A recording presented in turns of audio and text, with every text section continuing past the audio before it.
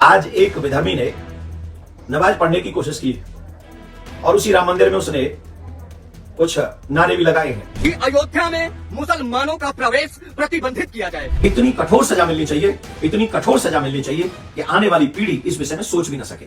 राम की नगरी अयोध्या में उस वक्त हड़कंप मच गया जब राम मंदिर परिसर में एक शख्स ने नमाज पढ़ने की कोशिश की। जानकारी मिलते ही उसे तुरंत गिरफ्तार कर लिया गया। गिरफ्तारी के बाद उसके बैग में से कई चीजें भी मिली हैं।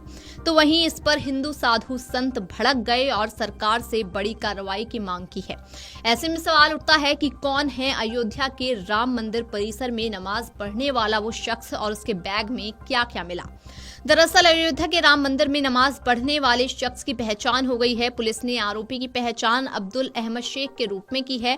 आरोपी शख्स के पास से मिले आधार कार्ड के अनुसार वो जम्मू कश्मीर का रहने वाला है। आपको बता दें कि पुलिस ने आरोपी को शनिवार को उस वक्त हिरासत में लिया जब वो मंदिर परिसर में नमाज पढ़ने की कोशिश कर रहा था। घटना के बाद मंदिर परिसर और आसपास के इलाकों की सुरक्षा बढ़ा दी गई है। पुलिस और खुफिया एजेंसियों ने शख्स पर पैनी नजर बना रखी है। आइए अब आपको उस पकड़े गए शख्स के बारे में बताते हैं। खबरों की माने तो 10 जनवरी को राम मंदिर परिसर के दक्षिणी परकोटे क्षेत्र में सीता रसोई के पास नमाज पढ़ने का वो प्रयास कर रहा था। युवक कश्मीरी वेशभूषा में था। युवक राम मंदिर के गेट D1 से घुसा था। यही नहीं, तलाशी के दौरान अब्दुल के बैग से काजू और किशमिश बरामद हुए हैं। पूछताछ में उसने बताया कि वो प्रभु राम के दर्शन करने के बाद अजमेर जाने की योजना बना रहा था। सुरक्षा बलों का कहना है कि इस मामले में अब्दुल के पीछे किसी संगठन का हाथ है या नहीं, इसकी अभी जांच चल रही है। अयोध्या पुलिस और खुफिया एजेंसियां कश्मीर में भी जांच पड़ताल कर रही हैं। साथ ही आपको बता दें कि उसके घर पर सुरक्षा कर्मी पहुंचे और अब्दुल के बेटे इमरान शेख से बातचीत भी की। परिवार ने बताया कि अब्दुल 5 और 6 दिन पहले घर से निकले थे और उन्हें इसी बात की कोई जानकारी नहीं थी कि वो अयोध्या जाएंगे। अब जान लीजिए कि इस पर हिंदू साधु संतों ने क्या कुछ कहा है। श्री राम जन्मभूमि परिसर में नमाज पढ़े जाने के प्रयास को असफल बनाने के लिए श्री राम मंदिर परिसर में लगे सुरक्षा कर्मियों का हृदय से साधुवाद।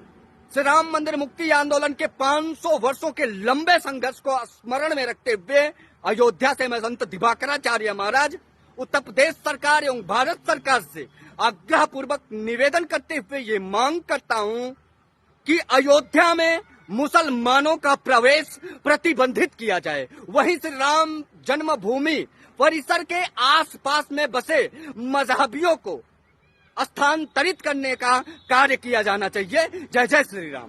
सनातनियों, लो एक और बहुत बड़ा अपमान सनातन का हो गया। जो राम मंदिर के बनने पर हम लोग सभी उत्साहित, प्रफुल्लित और आनंदित हुए थे, उसी राम मंदिर में आज एक विधर्मी ने नमाज पढ़ने की कोशिश की और उसी राम मंदिर में उसने कुछ नारे भी लगाए हैं। ऐसा मुझे अब ये भी पता चला है। अब अगर इस विषय पे मैं बोलूं तो तथाकथित कुछ हिंदू, मुझे कोई अन्य कहेगा तो आई डोंट केयर, लेकिन तथाकथित हिंदू जो मुझे नहीं पता किस लोभ में, किस प्रलोभन में, किस स्वार्थ में मुझे हिंदू मुस्लिम करने वाला मानते हैं और बोलते हैं, वीडियो बनाते हैं, गाली गलौज भी करते हैं, असभ्य भाषा का इस्तेमाल भी करते हैं। हालांकि वो करते हैं तो मुझे दुख तो होता है, परंतु मुझे अफसोस अपने ऊपर नहीं उन पर होता है। वो इसलिए होता है कि वो भी हिंदू हैं, उनके पूर्वजों ने भी रामकृष्ण को कभी तो पूजा ही होगा। हम उस धर्म की बात कर रहे हैं, हम अपने हिंदू बहन भाइयों की बात कर रहे हैं। इतने लोग मारे जा रहे हैं, इतनी बहन बेटियों की इज्जत लुट रही है। अगर हम उनके लिए नहीं बोल सकते हैं तो किसके लिए बोलेंगे हम? और फिर हम बोल ही क्यों रहे, हम पे जिब्याई क्यों है? मुझे बहुत कष्ट हो रहा है कि राम मंदिर में आज एक विधर्मी कश्मीर से आया और वह नमाज पढ़ने की कोशिश कर रहा है। अब ईमानदारी से आप बोलो, बोलना चाहिए कि नहीं बोलना चाहिए? या वो हमारे घर में भी आके नमाज पढ़, जब मेरे ठाकुर के घर में नमाज पढ़ रहा है तो मेरे भी घर में पढ़े तो क्या फर्क पड़ेगा? ये हम सब के लिए सोचनीय विषय है। मैं इसकी घोर निंदा करता हूं। और आज योगी सरकार है, आज मोदी सरकार है। जब आज ये ऐसा प्रयास कर रहे हैं तो जब योगी मोदी सरकार नहीं होगी तब ये क्या करेंगे? मैं दोनों से निवेदन करूंगा, सरकार से निवेदन करूंगा, प्रशासन से निवेदन करूंगा और मैं कोर्ट से भी हाथ जोड़ के निवेदन करूंगा।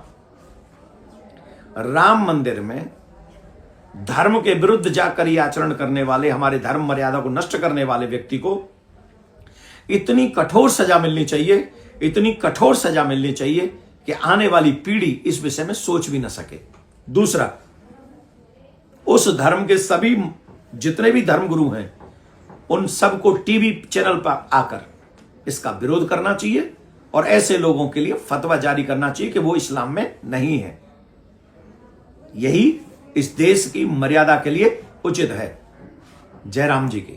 हालांकि आपको बता दें कि सुरक्षा बलों ने मंदिर परिसर और आसपास की निगरानी और ज्यादा कड़ी कर दी है ताकि भविष्य में ऐसी घटनाओं से निपटा जा सके। जांच एजेंसियां अब्दुल की मानसिक स्थिति और उसके इरादों की गहन पड़ताल कर रही हैं। मंदिर प्रशासन ने ये साफ किया कि धार्मिक स्थलों की सुरक्षा सर्वोपरि है और किसी भी असामान्य गतिविधि को बर्दाश्त नहीं किया जाएगा।